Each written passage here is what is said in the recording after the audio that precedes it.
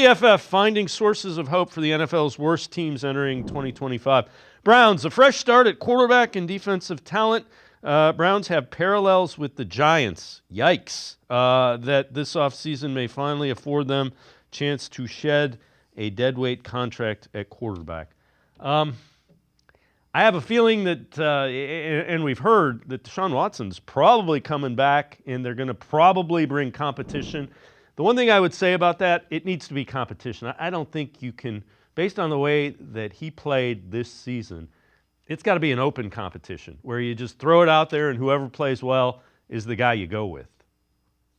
Yeah, I totally agree, Dave. I mean, for those of us who watched Deshaun Watson during the summer, I had my doubts about the way he was going to play, and particularly when I found out more about that shoulder injury, which was a major surgery that he had. And I gave him credit for being able to come back and be available for them.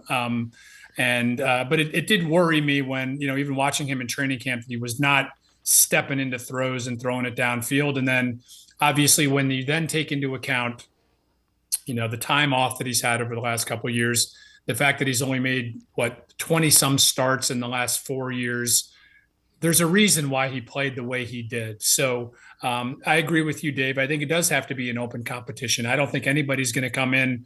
Well, first of all, if they draft a quarterback in the first, second, or third round, that's going to be a guy that they look towards the future, but that's not somebody you're handing the keys to the car to on day one next year. So yeah, I think you're going to have an open competition. Whether it's if Deshaun Watson's involved in it or not, I don't know, but I think you could end up seeing, 2 or 3 guys competing for that starting gig once we get towards mini camps and OTAs next year.